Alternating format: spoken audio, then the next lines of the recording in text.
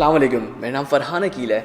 और देखो यार, एक फ्रीलांसर के लिए ना सबसे अच्छी जो फीलिंग आती है ना, वो आती है एक तो पेमेंट के टाइम के ऊपर, जब उसके पैसे आते हैं, और दूसरा जब उसको एक कॉन्ट्रैक्ट अवार्ड होता है। सही है, अपवर्क के ऊपर हो तो कॉन्ट्रैक्ट अवार्ड होगा, फ्रीलांसर के ऊपर आपको ऑफ़र आती है, ठीक है, अवार्ड हो जाता है, फाइवर के ऊपर ऑर्डर आता है।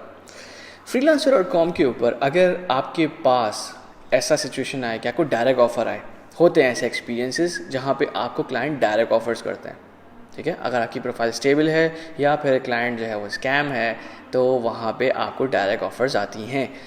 मैंने एक वीडियो ऑलरेडी बना के रखी हुई है चैनल के ऊपर, जहाँ पे मैंने ये बताया कि अगर आपके पास ये वाली ऑफ़र है तो एक्सेप्ट नहीं करो, ठीक है। एक वो पार्ट था। ये वाली वीडियो के अंदर ना मैं आप लोगों के साथ ये वाली चीज़ एक्सप्लेन करूँगा कि अगर आपके पास एक लेजिट जॉब की भी डायरेक्ट ऑफ़र आए, तो मेरे एक्सपीरियंस के हिसाब से मैं क्यों वो मना कर रहा हूँ कि उसको एक्सेप्ट नहीं करना, ठीक है। क्या चीज़ है, किस तरीके से, और मेरे साथ क्या एक्सपीरियंस हुआ है, आपको बताता हूँ। शुरू करते हैं। तो कुछ क्लाइंट्स जो हैं वो हमारे पास ऐसे होते हैं जिनको कुछ भी नहीं पता होता। ऐसे होते हैं, आपके पास भी ऐसे एक्सपीरियंसेस आए होंगे कि वहाँ पे क्लाइंट्स को कुछ नहीं पता होता, आपको समझाना पड़ता है, ठीक है, आपको कुछ समझाना पड़ता है क्लाइंट्स को। तो मेरे साथ भी ऐसी सिचुएशन हुई कि एक मेरे पास डायरेक्ट ऑफ़र आई, ठीक है।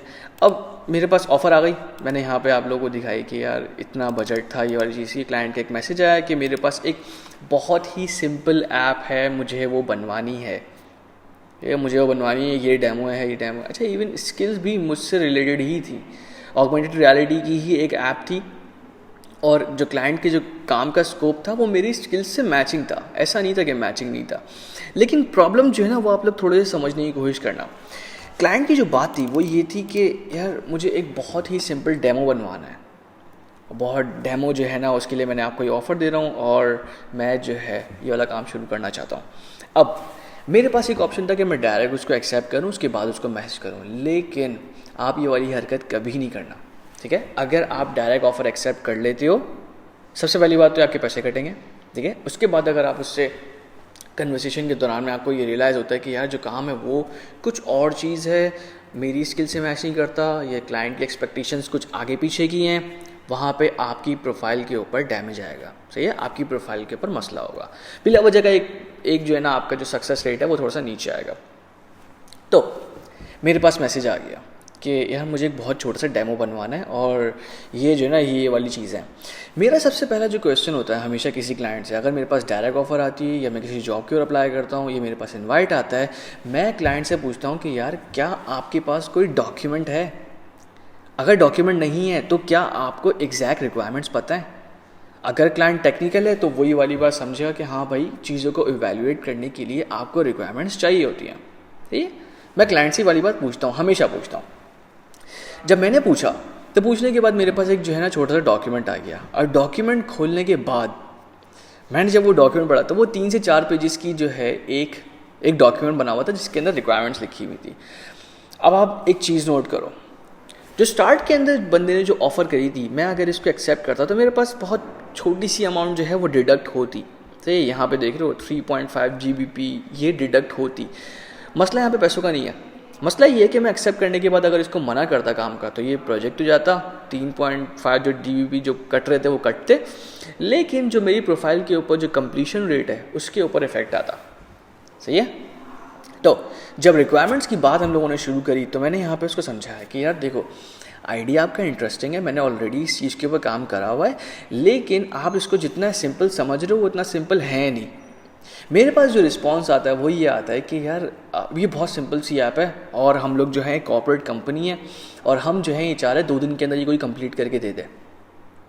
ये वो पॉइंट था कि जहाँ पे मैं पर्सनली, ये मेरा एक्सपीरियंस हो सकता है कि यार मैं हो सकता है गलत चीज़ तरीके से डील करता हूँ, लेकिन अगर कोई क्लाइंट, ठीक है, अगर कोई क्लाइंट इस वाली बात को नहीं समझ सकता, मैं उसको अगर जस्टिफाई करने की कोशिश भी करूँ तो हमें प्रॉब्लम आती है। 2 दिन के अंदर अगर आप माइंड बना के बैठे हो, मैं कुछ नहीं कर सकता, सही है। मैंने क्या करा, मैंने उसको सिर्फ एक बात बोली, देखो यार मुझे 5 साल हो गए काम करते हुए, मैं आपको सिर्फ एक बात बोलूँगा अपने एक्सपीरियंस के बाद, कि अगर कोई आपको 2 दिन के अंदर बोले भी कि मैं करके दे दूँगा तो मेरे भाई नहीं करना। हो सकता है हमारी डीलिंग हो, हमारी डीलिंग ना हो, लेकिन मेरा मशवरा यही होगा कि अगर कोई आपको 2 दिन का बोले भी आप उसको मत करना, सही है, उसको मत हायर करना, आपका प्रोजेक्ट फंसेगा, क्योंकि ये 2 दिन का काम नहीं है, ठीक है। अब पहली जो चीज़ ये हो गई कि मैंने जब समझाने की कोशिश करी तो वहाँ पे उसको समझ नहीं आया कि यार ये बहुत आसान काम है, ऐसा कोई बड़ा काम नहीं है। मैंने कहा चलो आते हैं। मैंने कहा यार ये आसान नहीं है, इसमें टाइम लगेगा। देन पहला जो मुझे कन्फ्यूजन लगी क्लाइंट की तरफ से वो ये कि उसको अपना काम नहीं लग रहा कि वो थोड़ा सा कॉम्प्लेक्स है, जबकि मैं एज ए डेवलपर थोड़ा सा टेक्निकल नॉलेज रख के ये वाली बात समझाने की कोशिश कर रहा हूँ, नहीं समझ आई उसको। अब दूसरी जो हमारी एक बात हुई उसके बाद मुझे श्योरिटी हो गई कि मैं इस क्लाइंट के लिए काम नहीं कर सकता। सही है। वो हुई पैसों के मामले में। जैसे उसने मुझसे पूछा, मतलब जैसे ही मैंने उसको बताया कि यार ये काम इतना सिंपल नहीं है, 2 दिन का नहीं है, इससे ज़्यादा टाइम लेगा, तो उसकी जो प्रायोरिटी थी वो थी पैसे। अब देखो ये वाली बात समझने की कोशिश करो। हो सकता है आप मेरे एक्सपीरियंस से थोड़ा सा इख्तिलाफ रखो या आप एग्री नहीं करो, लेकिन वाली बात समझने की कोशिश करो। जो बंदा अपने काम को समझ ही नहीं रहा कि उसका काम सिंपल नहीं है, थोड़ा सा कॉम्प्लेक्स है, वो पैसों के मामले में फ्लेक्सिबल नहीं हो सकता।